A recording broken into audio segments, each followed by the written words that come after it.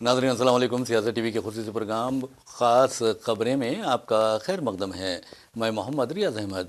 नाज़रीन, आप अच्छी तरह जानते हैं कि हम अपने हर प्रोग्राम का आगाज़ प्यारे नबी सल्लल्लाहु अलैहि वसल्लम की हदीस मुबारक से करते हैं, और आप ये भी अच्छी तरह जानते हैं कि रोज़ाना सियासत हर रोज़ अपने सफ़े आखिर पर एक हदीस मुबारक की इशाअत अमल में लाता है, जिसका मकसद आवाम की रहनुमाई होता है। वैसे भी नाज़रीन, जहाँ तक आप देखेंगे कि हमने एक नया सिलसिला शुरू किया है, और वो सिलसिला चाँद की तारीख़ से आपको वाकिफ़ करवाने का है। तो बहरहाल आज चाँद की 22 तारीख़ है, यानी 22 सफ़रुल मुज़फ़्फ़र 1448 हिजरी। और आज की जो हदीस मुबारक है वो कुछ इस तरह है। हज़रत अबू मसूद रज़ी अल्लाह अन्हु की रिवायत है, रसूलुल्लाह सल्लल्लाहु अलैहि वसल्लम ने कुत्ते की कीमत, ज़िना का मावेज़ा और काहन की मिठाई खाने से मना फरमाया है। सॉरी।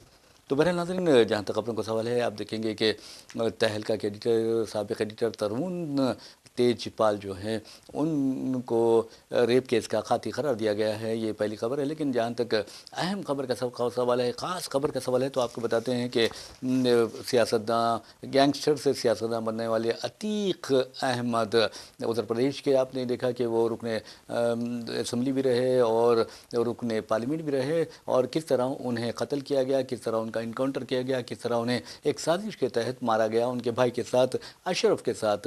और आप ये भी अच्छी तरह जानते हैं कि उस मंज़र को सारे हिंदुस्तान ने देखा, और रमज़ान के माह में शायद ये कत्ल हुआ था। तो बहरहाल उन दोनों भाइयों को एक साथ मारा गया। उनके हाथों में हथकड़ियाँ थी, पैरों में बेड़ियाँ थी, उन्हें अस्पताल लाया गया था, और उसका फ़ायदा उठाते हुए एक जानबूझकर रची गई साजिश के तहत, ऐसा ही महसूस होता है। तो बहरहाल एक मनसूबाबंद साजिश के तहत उनको कत्ल किया गया, और उसका इल्ज़ाम मैं बताता हूँ कि योगी आदित्यनाथ हुकूमत पर आयद किया गया था। लेकिन आपको बता दूँ कि ये बहुत ही बड़ी सोची समझी साजिश के तहत, एक मंसूबे के तहत किया गया काम था।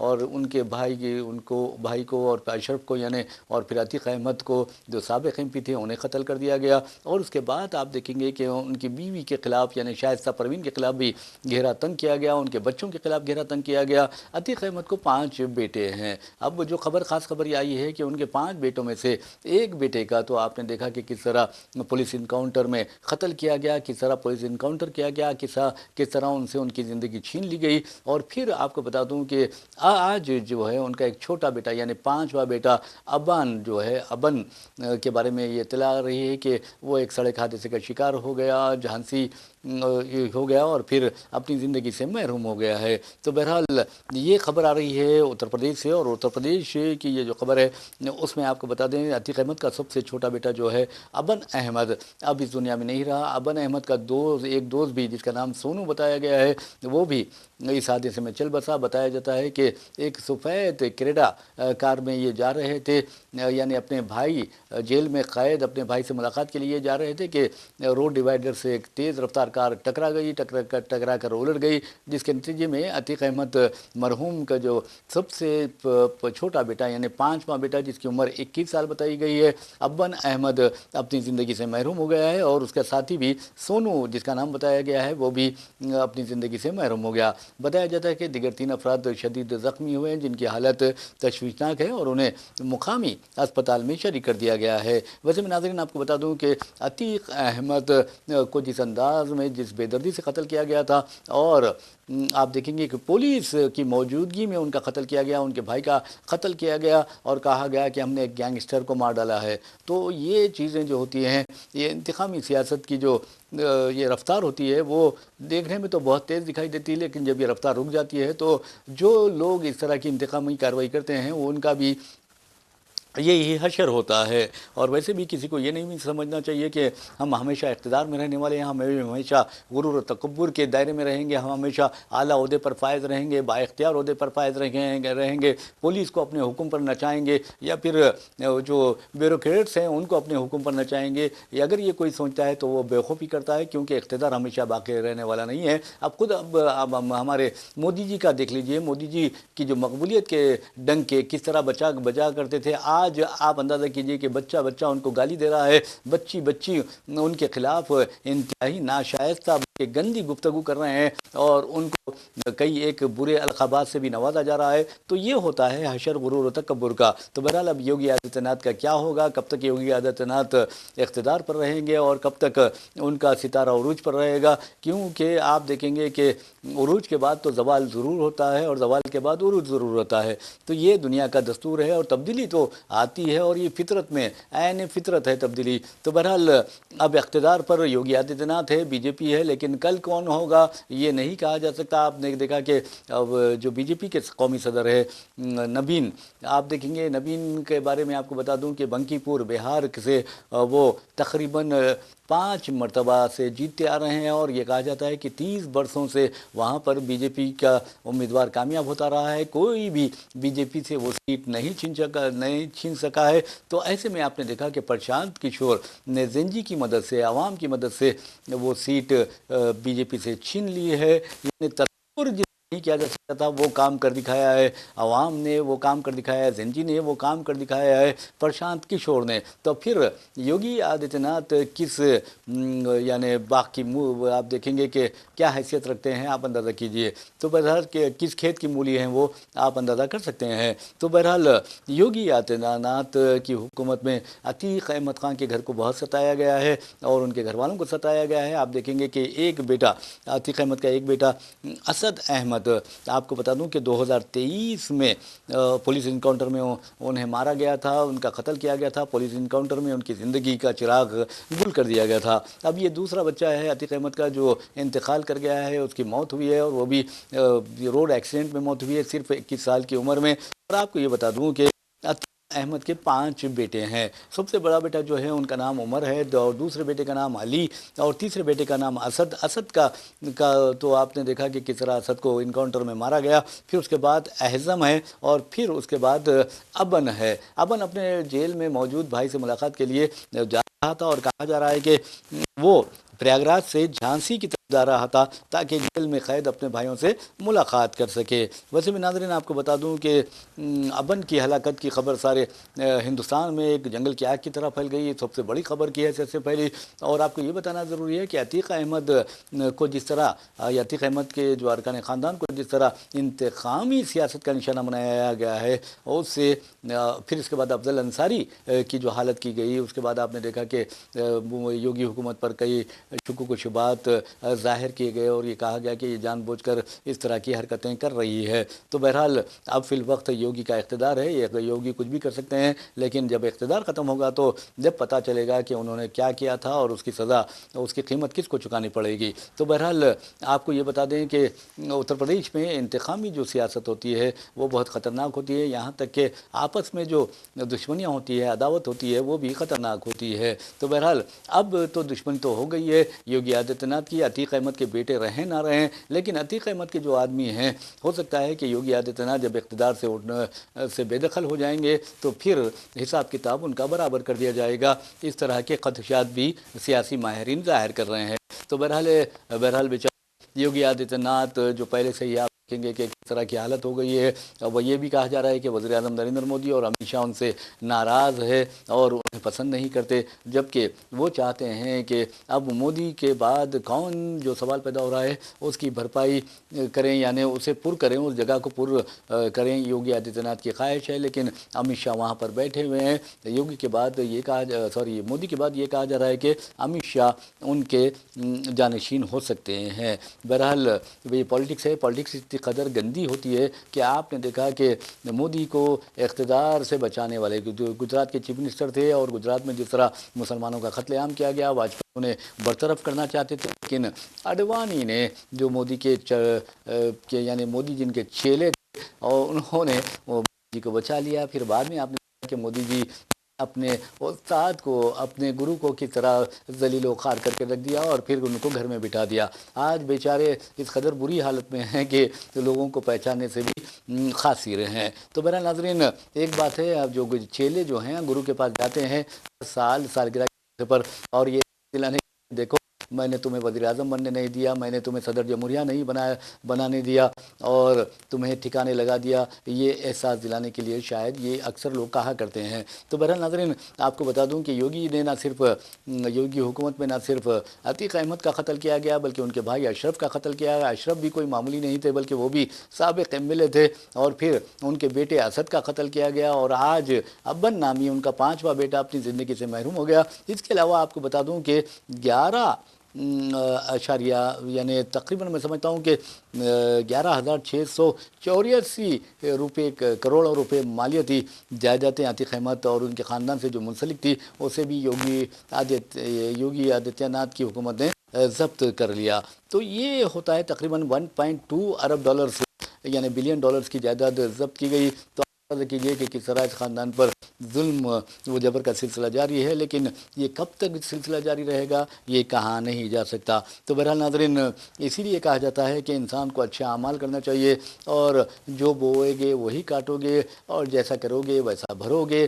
تو انسان کو ہر کسی پر رحم کرنا چاہیے، ہر کسی کے ساتھ اچھے اخلاق سے پیش آنا چاہیے، شائستگی سے پیش آنا چاہیے، لوگوں کے ساتھ لوگوں پر ظلم نہیں کرنا چاہیے، کیونکہ مظلوم کی جو ہائے لیتے ہیں یا مظلوم کی جب تکلیف ہوتی ہے تو عرش ہل جاتا ہے، اور اللہ تعالیٰ جو ہیں مظلوم کی دعا فوری قبول کر لیتے ہیں۔ تو آپ دیکھیں گے کہ جو ظالم ہے ان کو اپنے ظلم کا مزہ دنیا میں ہی چکنا پڑ رہا ہے، اور چاہے وہ کوئی بھی ہو، کسی اعلیٰ عہدے پر بھی فائز کیوں نہ ہو، اس کے ساتھ کچھ نہ کچھ ایسا ہی ہونے والا ہے۔ ناظرین، ہم آپ کو لیے چلتے ہیں حیدرآباد کی طرف۔ حیدرآباد میں آپ کو بتاتا ہوں کہ جو ماہ اگست ہے، ماہ اگست میں آپ اندازہ کر سکتے ہیں کہ جو ہمارا یعنی جشن آزادی، یوم آزادی جو منایا جاتا ہے 15 اگست کو تو ساری ہندوستان میں تعطیل ہے، لیکن حیدرآباد میں آپ کو بتا دوں کہ اگست میں کم از کم 11 ہالیڈیز آئے ہیں۔ اس میں آپ کو بتا دیں کہ 5 جو ہیں وہ تو اتوار کے ہیں، اور 5 جو ہالیڈیز ہیں وہ آپشنل یہ ہالیڈیز ہیں یا اختیاری تعطیلات ہیں۔ مثال کے طور پر آپ کو بتا دیں کہ بونال کی وجہ سے 8، 9 اور 10 اگست کو تعطیل رہے گی۔ 10 اگست کو بونال ہے، لیکن 8 اور 9 کو جو ہے وہ سیکنڈ سیٹرڈے اور اتوار آ رہا ہے۔ تو بہرحال اس طرح آپ دیکھیں گے 8، 9 اور 10 کو تعطیل رہے گی، یعنی اسکولز کو مسلسل 3 دن ہالیڈیز رہیں گے۔ پھر اس کے بعد جیسا کہ میں نے آپ کو بتایا کہ جو 11 تعطیلات ہیں اگست میں، تو آپ کو بتانا ضروری ہے کہ ان میں 5 تو جو ہے وہ اتوار آتے ہیں، اور 3 جو ہیں وہ تو آپ کو بتا دوں آپشنل ہالیڈیز ہیں یا اختیاری تعطیلات ہیں، اور 3 جنرل ہالیڈیز ہیں۔ مثال کے طور پر آپ کو کہتا ہوں کہ 15 اگست کو یوم آزادی کی تعطیل رہتی ہے، جشن یوم آزادی کی تعطیل رہتی ہے، اور پھر آپ کو یہ بتانا ضروری ہے کہ 10 اگست کو بونال کی تعطیل ہے، 15 اگست کو تو جشن یوم آزادی ہے، اور 26 اگست کو ہمارے پیارے نبی صلی اللہ علیہ وسلم کی ولادت باسعادت یعنی میلاد النبی کی تعطیل رہے گی۔ تو بہرحال بچے بہت خوش ہوتے ہیں، بچوں کو جب بھی تعطیل ملتی ہے تو وہ کھیلنے لگتے ہیں، کودنے لگتے ہیں۔ اور ویسے بھی آپ کو بتا دوں کہ بچپن جو ہوتا ہے، اب ایسا لگ رہا ہے کہ بچوں کا بچپن اپنے فلیٹس میں، اپنے کمروں میں، اپنے گھروں میں گزر رہا ہے، کیونکہ ان کے ہاتھ میں کبھی فٹ بال ہوا کرتا تھا، کبھی کرکٹ کا بیٹ ہوا کرتا تھا، کبھی ہاکی کی اسٹک ہوئی کرتی تھی، کبھی بیڈمنٹن وہ کھیلا کرتے تھے، کبھی ٹیبل ٹینس کے ذریعے اپنی انرجی میں اضافہ کیا کرتے تھے، اپنے اسٹیمنا میں اضافہ کیا کرتے تھے۔ لیکن افسوس کی بات یہ ہے کہ اب جو بچے ہیں، اب جو نسل ہے، وہ اپنے ہاتھوں میں، ان کے ہاتھوں میں آپ دیکھیں گے کوئی چیز نہیں ہوگی بلکہ ایک موبائل فون ہوگا، اور ان کی نظریں موبائل اسکرین پر جمی ہوگی، اور وہ ٹی وی بھی نہیں دیکھ رہے بلکہ ٹی وی بھی موبائل میں دیکھنے لگے ہیں۔ یعنی موبائل میں اس قدر یعنی غرق ہو چکے ہیں کہ وہ انہیں اپنی صحت کا خیال بھی نہیں رہ رہا ہے، اور وہ کئی ایک نفسیاتی بیماریوں کا شکار بھی ہو رہے ہیں۔ ان ماں باپ کے لیے تو بہت تشویش کی بات ہے اگر کوئی بچہ اس یعنی لت میں مبتلا ہو جائے۔ یہ جس طرح منشیات کی لت میں پرانی شہر حیدرآباد ہو یا سکندرآباد ہو، تمام شہر کے جو بچے جوان جو ہے منشیات کی لت میں مبتلا ہو رہے ہیں، اسی طرح ایسا لگتا ہے کہ مجھے ایک سازش کے تحت ان نوجوانوں کو منشیات کی لت میں مبتلا کروایا جا رہا ہے۔ لیکن جہاں تک منشیات کی لت کا سوال ہے، اس لت میں بھی اگر کوئی مبتلا ہو جاتا تو کہیں کا نہیں رہتا، उसी तरह आप देखेंगे कि आज हमारे घरों में छोटे छोटे बच्चे, 2 साल के बच्चे भी होते हैं तो मोबाइल फ़ोन उनके हाथ में होता है। अगर उनके हाथ से मोबाइल फ़ोन छीन लिया जाए तो चीखने लगते हैं, चिल्लाने लगते हैं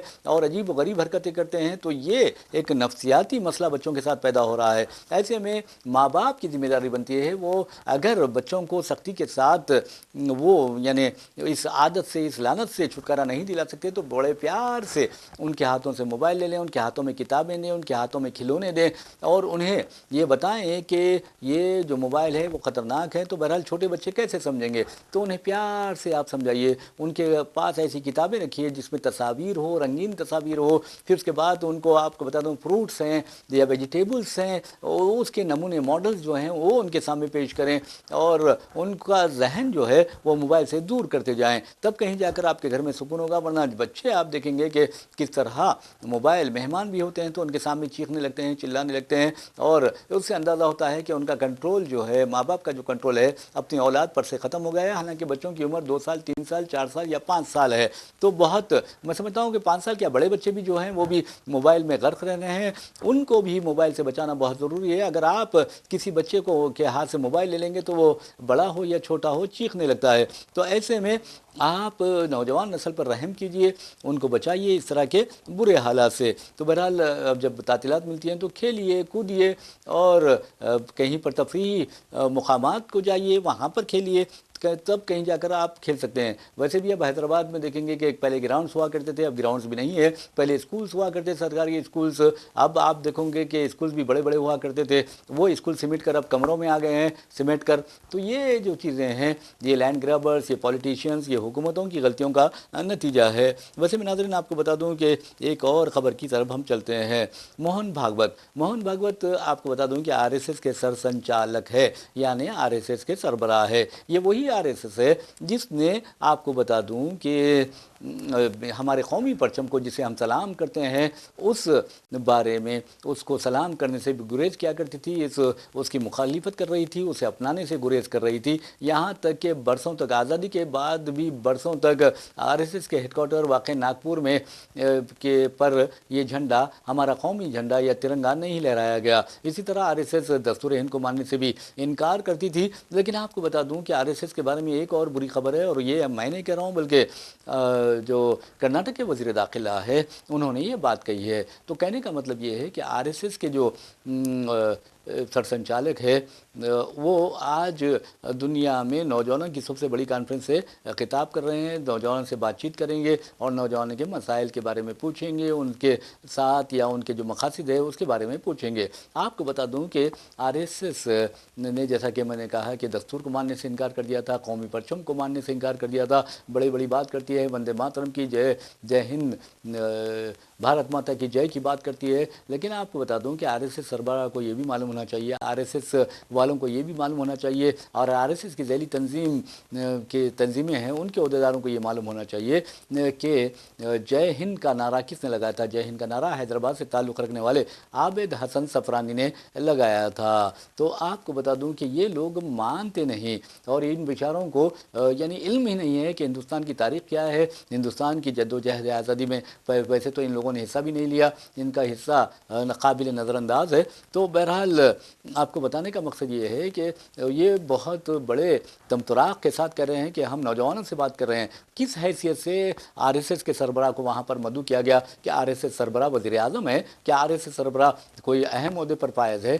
अरे मेरे भाई, आपके गैर रजिस्टर, आपकी जो ऑर्गेनाइजेशन है वो रजिस्टर्ड ही नहीं है। ये मेरा नहीं है, बल्कि कहना नहीं है, बल्कि कर्नाटक के वज़ीर दाखिला का कहना है। और उन्होंने कहा कि आप किस तरह चंदे वसूल कर रहे हैं जबकि आप रजिस्टर्ड होना चाहिए था। तो मैं समझता हूँ कि हिंदुस्तान में जिस तरह गैर रजिस्टर्ड ऑर्गेनाइजेशन के खिलाफ कार्रवाई की जाती है, तो फिर आरएसएस के खिलाफ कार्रवाई क्यों नहीं की जाती? ये एक सवाल है, और ये सवाल मैं समझता हूँ कि ये एक हक बजानिक सवाल है, और ये सवाल पूछने का हक हर हिंदुस्तानी को हासिल है। तो बहरहाल आप रजिस्टर्ड ऑर्गेनाइजेशन नहीं है, अनरजिस्टर्ड ऑर्गेनाइजेशन है, तो फिर आपको ये हक नहीं पहुँचता कि आप नौजवान से गुफ्तगू करें, आप जो साइंटिस्ट से गुफ्तगू करें, आप डॉक्टर से गुफ्तगू करें। आप किस हैसियत से, और हुकूमत जो प्रोटोकॉल दे रही है वो किस हैसियत से आरएसएस सरबराह को प्रोटोकॉल दे रही है? क्या वो जमात इस्लामी के सरबराह को इस तरह का प्रोटोकॉल देती है? क्या वो जमीयतुल उलमा के सदर को इस तरह का प्रोटोकॉल देती है? हालांकि आरएसएस तो तसव्वुर भी नहीं कर सकती थी, जबकि जमीयतुल उलमा ने मुल्क की जद्दोजहद आज़ादी में अहम किरदार अदा किया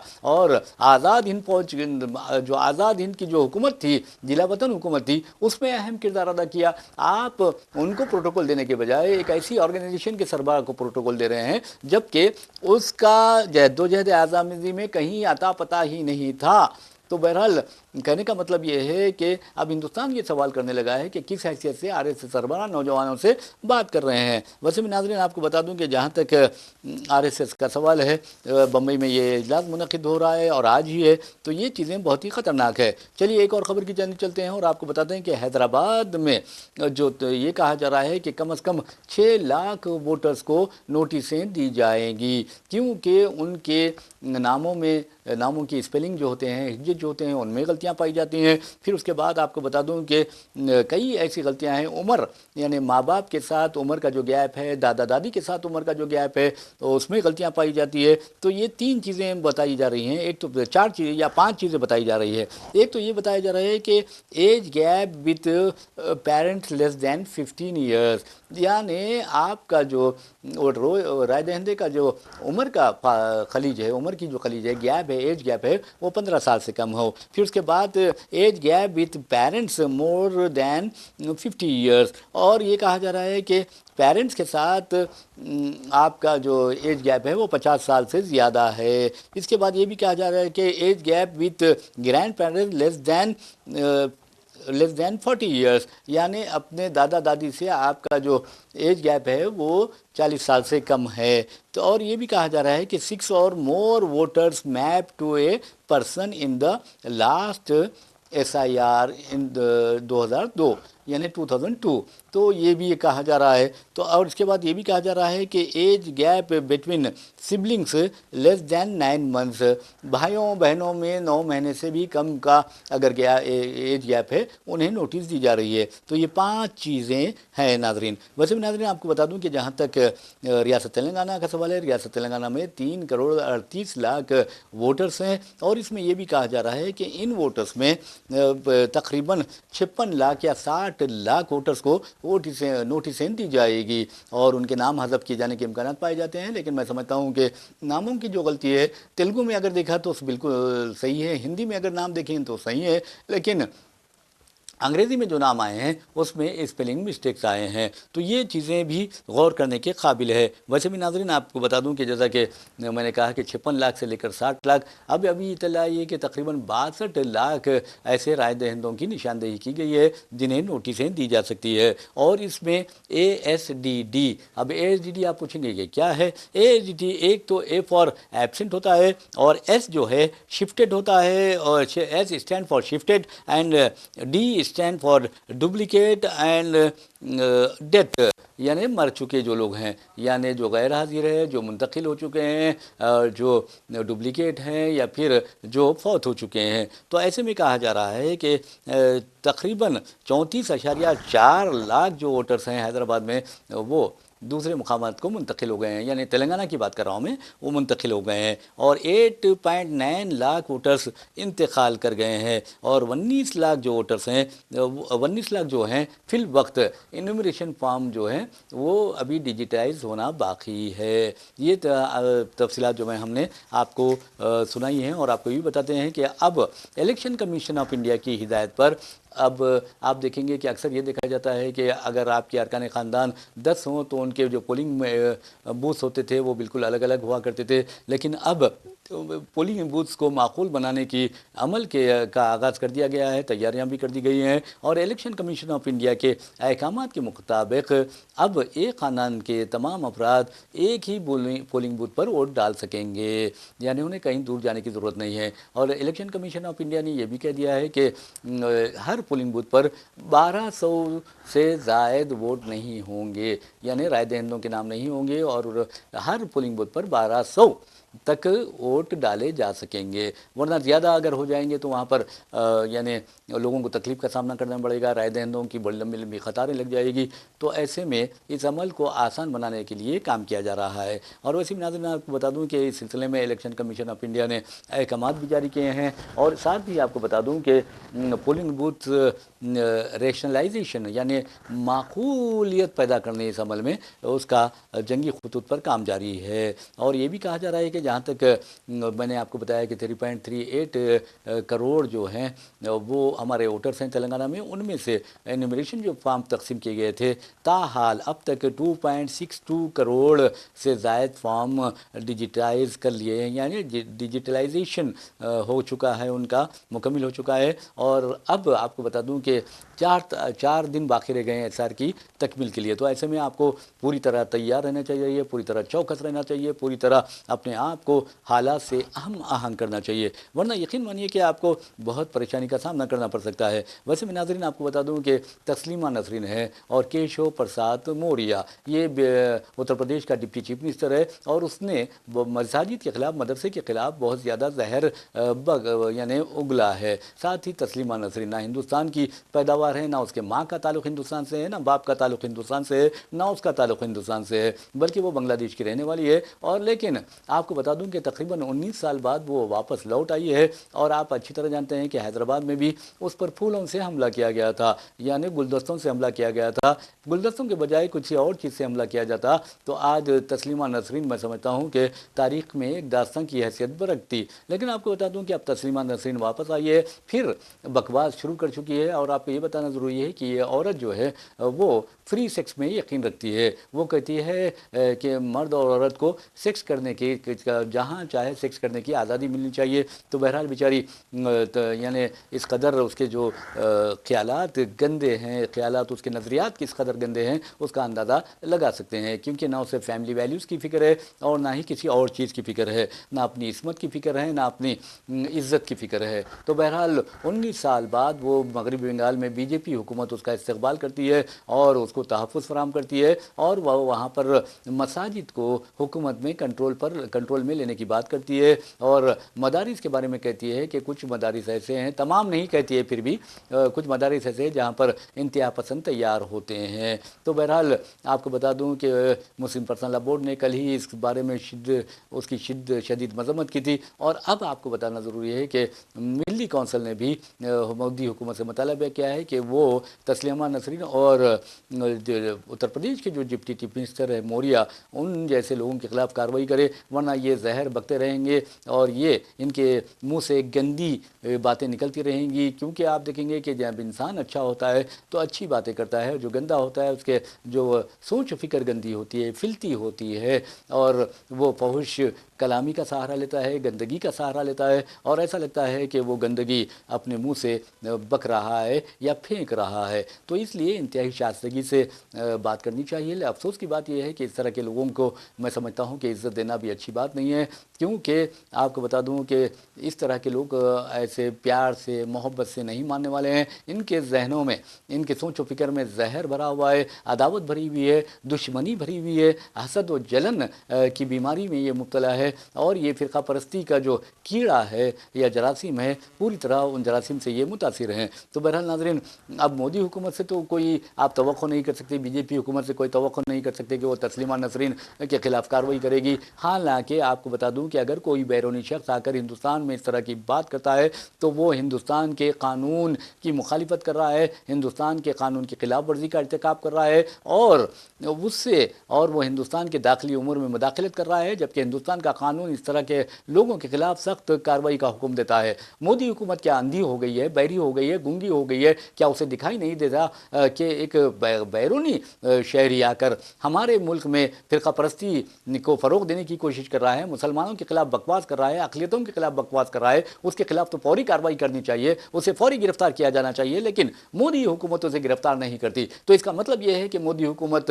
اور سویندو ادھیکاری کی جو حکومت ہے وہ جانبداری برت رہی ہے، وہ تعصب برت رہی ہے مسلمانوں کے ساتھ اور اس طرح کہ فرقہ پرست طاقتوں کو موقع دے رہی ہے کہ ان کے خلاف بکواس کریں. لیکن یاد رکھیے یہ بکواس جو ہوتی ہے بہت زیادہ دنوں تک قائم نہیں رہتی. اور آپ اندازہ کیجئے، اس کا اندازہ حالیہ عرصے کے دوران جنتر منتر پر طلباء کے احتجاج کے دوران لگا لیا ہوگا کہ مودی جی کا اس قدر یعنی توتی بولا کرتی تھی مودی جی کی، لیکن آپ نے دیکھا کہ کس طرح انہیں ذلیل و رسوا کیا گیا، کس طرح ان کو گالیاں دی گئی، کس طرح ان کے خلاف فحش کلامی کی گئی، کس طرح ان کے خلاف آپ دیکھیں گے ایک طرح سے بکواس کی گئی. لیکن بچوں نے جو کام کیا ہے مودی جی میں سمجھتا ہوں کہ آخری سانس تک یہ یاد رکھیں گے. اور انہوں نے کہہ دیا کہ مجھے اور میری ماں کو گالیاں دی گئی. ارے مودی جی تو اپنی ماں کو گالیاں دینے پر ناراض ہیں، لیکن جن ماؤں کی گودوں کو اجاڑ دیا گیا ان ماؤں کا کیا مودی جی ان ماؤں کے گودوں کو دوبارہ یعنی رونق بخش سکیں گے؟ ہرگز نہیں. آپ بتا دیں کہ 22 سے 23 بچوں نے، نیٹ کے بچوں نے خودکشی کی ہے. کیا مودی جی کو ان کے ماؤں کے گودوں کے اجوڑنے کا غم ہے؟ ہرگز نہیں ہے. کیا آپ دیکھیں گے ہجومی تشدد میں بے قصور نوجوانوں کو شہید کر دیا جاتا ہے، ان کی ماؤں کے گود ادار دیے جاتے ہیں، ان کے بچوں کو یتیم کر دیا جاتا ہے، ان کے بیویوں کو بیوہ کر دیا جاتا ہے، تو کیا مودی جی کو اس بات کا احساس ہے؟ یہ سوچنے والی بات ہے. تو کہنے کا مطلب یہ ہے کہ باتیں بڑی بڑی نہیں کرنا چاہیے کسی سیاسی لیڈر کو، بلکہ سیاسی لیڈر کو باتیں کرنے کے بجائے عملی اقدامات کرنی چاہیے، کام کرنا چاہیے. آپ صرف باتیں کرتے رہتے ہیں، آپ من کی بات کے نام پر یا پھر عجیب و غریب ویڈیوز جاری کرتے ہوئے قوم کو پیغام دیتے ہیں، بچوں کو پیغام دیتے ہیں، بچوں کو معاف کرنے کی بات کرتے ہیں. ارے میرے بھائی، آپ کس طرح بچوں کو معاف کرنے کی بات کرتے ہیں؟ بچوں پر ظلم آپ کی حکومت نے کیا، آپ کی پولیس نے کیا، اور پھر آپ کہتے ہیں کہ ہم بچوں کو معاف کرتے ہیں. یہ کیا بات ہوئی ہے؟ تو بہرحال ناظرین، ایک اور خبر کی جانب چلتے ہیں، اور خبر کا تعلق ارکان پارلیمنٹ سے. اپوزیشن مسلسل پارلیمنٹ اجلاس کو تعطل کا شکار بنائے ہوئے ہیں اور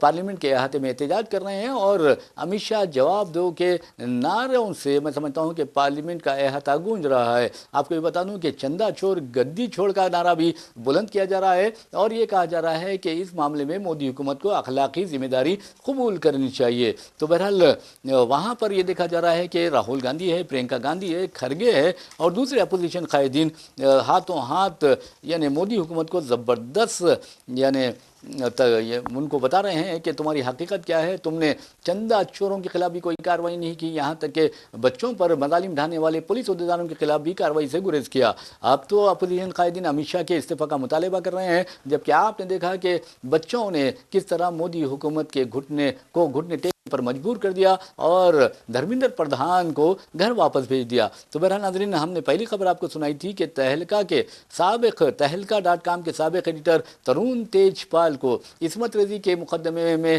خاطی قرار دیا گیا ہے، اور ممبئی ہائی کورٹ نے یہ فیصلہ سنایا ہے. لیکن 2:30 بجے ان کو سزا کا تعین بھی کیا جانے والا تھا، لیکن اب کب کیا جائے گا یہ ہم آنے والا وقت ہی بتا سکتا ہے. لیکن آپ کو بتا دوں کہ یہ واقعہ گوا میں 2013 کے دوران پیش آیا تھا، اور آپ کو یہ بھی بتا دوں کہ یہ کہا جاتا ہے کہ ترون تیج پال پر جس لڑکی نے عصمت ریزی کا، وہ بھی ایک آپ دیکھیں گے کہ ہوٹل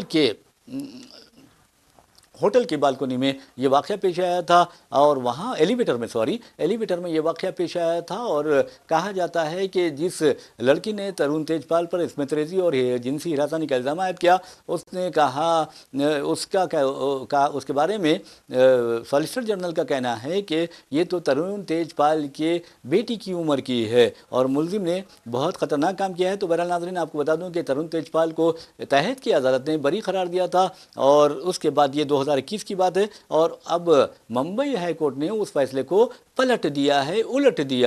ویسے میں ناظرین، ترون تیج پال کو انڈین پینل کوڈ کی دفعہ 354A 354B 376(2) اور 376(2)F کے تحت جنسی ہراسانی اور عصمت ریزی کے جرائم کا مجرم ٹھہرایا گیا ہے. تو یہ میں سمجھتا ہوں کہ دیکھیے، ہر زندگی کے ہر شعبے میں یعنی شفافیت ضروری ہے، پاکی ضروری ہے. ایسے میں اگر اس طرح کی حرکتیں ہوتی ہیں تو یہ بہت بری بات ہے. اور آپ کو بتا دوں کہ ترون تیج پال ہی نہیں، مودی حکومت کو بھی گجرات فسادات کے دوران جن لڑکیوں کی عصمت ریزی کی گئی، جن لڑکیوں کو اجتماعی عصمت ریزی کا شکار بنایا گیا، اس کے لیے بھی خاطی قرار دیا جانا چاہیے. ویسے ناظرین، آپ کو بتا دوں کہ ترون تیج پال نے کہا کہ میں اب 62 سال کا ہو چکا ہوں، میری ایک بیوی ہے، اور جو بھی میں نے کہا ہے وہ ریکارڈ میں موجود ہے. ایسے میں عدالت کو میرے ساتھ ساتھ نرم رویہ اختیار کرنا چاہیے، لیکن عدالت نے اب دیکھنا ہے کہ ترون تیجپال کو کتنے برس کی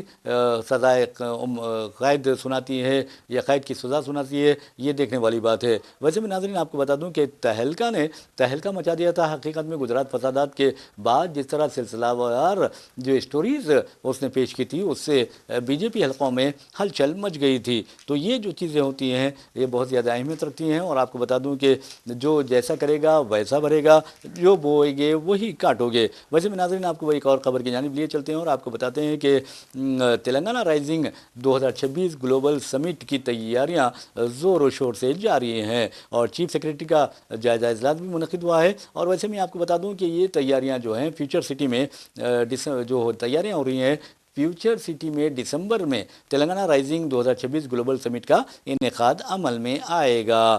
اور ایسے میں آپ کو بتا دوں کہ اس کا مقصد یہ ہوتا ہے تلنگانہ رائزنگ 2026 گلوبل سمٹ کا، کہ جو بیرونی سرمایہ کار ہیں وہ زیادہ سے زیادہ سرمایہ کاری ہماری ریاست میں کریں۔ چیف منسٹر ریونت ریڈی کا دعویٰ ہے کہ ہماری ریاست ایک نوجوان ریاست ہے، ایک کم عمر ریاست ہے، اور اس کے باوجود یہاں کی ترقی مثالی ہے۔ بہرحال ناظرین، اس کے ساتھ ہم اپنا پروگرام خاص خبر اختتام کو پہنچاتے ہیں۔ اپنے میزبان محمد ریاض احمد کو اجازت دیجیے، انشاءاللہ پھر ملاقات ہوگی، پھر بات ہوگی۔ تب تک کے لیے اللہ حافظ۔